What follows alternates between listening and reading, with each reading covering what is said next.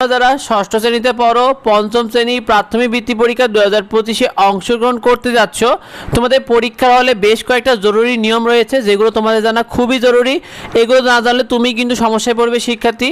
তো দেখো, তোমাদেরকে একটু জানিয়ে দিতে চাই তোমাদের প্রাথমিক বৃত্তি পরীক্ষায় তোমাদের পরীক্ষার হলে জরুরি কিছু নিয়ম তোমার কি কি আসলে মেনে চলা উচিত। শিক্ষার্থীরা দেখো, তোমাদের প্রথমে একটা বড় ফাইল নেবে যেন ভেতর থেকে কি আছে দেখা যায়। অর্থাৎ তুমি এমন একটা ফাইল নেবে এরকম যে ফাইলটা তোমার ভেতর থেকে যেন দেখা যায় যে তোমার ভেতরে কি অ্যাডমিট কার্ডটা রয়েছে এটা যেন দেখা যায়।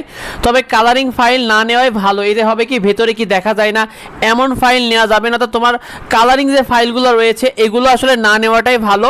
তুমি চেষ্টা করবে এরকম যে সাদা কালার যে ফাইলগুলো রয়েছে এগুলো নেওয়ার, এটা তোমাদের জন্য সুবিধা হবে। আর ফাইলে তোমাদের অবশ্যই তোমাদের প্রাথমিক বৃত্তি পরীক্ষা যে অ্যাডমিট কার্ডটা দিয়েছে এই অ্যাডমিট কার্ডটা নিবে, কারণ এটা ছাড়া কিন্তু পরীক্ষায় বসতে পারবে না। সুতরাং তোমাদেরকে প্রাথমিক বৃত্তি পরীক্ষায় তোমরা অ্যাডমিট কার্ডটা অবশ্যই সাথে করে নিয়ে যাবে।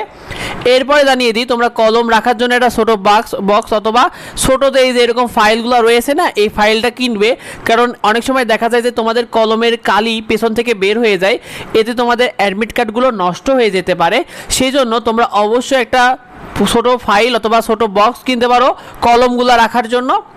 এবার তোমাদেরকে জানিয়ে দিই, তোমরা একদমই নতুন কলম দিয়ে লিখবে না। তোমরা অনেকে ভুল করো যে তোমরা নতুন কলম কিনে নিয়ে যে লিখতে শুরু করে যাও, কিন্তু এটা করবে না। কারণ দেখা যায় যে বোর্ডে যে খাতাগুলো দেবে তোমাদের এগুলো একটু খসখসে হবে।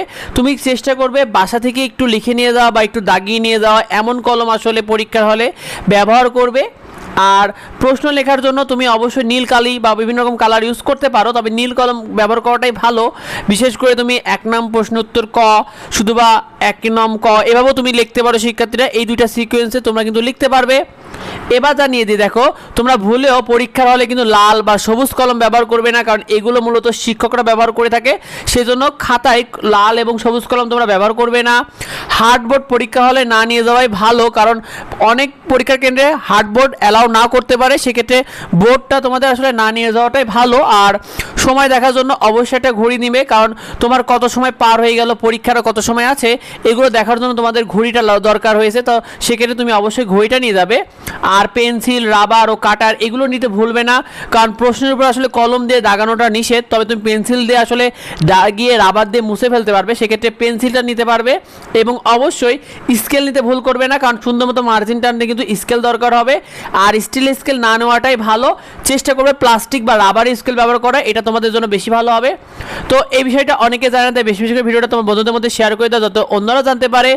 আর তোমাদের প্রাথমিক বৃত্তি পরীক্ষা কীভাবে ভালো করবে যাবতীয় সাজেশন ফ্রি শিটগুলো আমাদের এডুবঙ্গ চ্যানেলে পেয়ে যাবে, সেগুলো পেতে সাবস্ক্রাইব করে রাখো এবং এডুবঙ্গতে ফেসবুক পেজ রয়েছে এটাকে ফলো দিয়ে রাখো। আর দেখা হবে পরবর্তী ভিডিওতে পরবর্তী আপডেটে। ধন্যবাদ সবাইকে।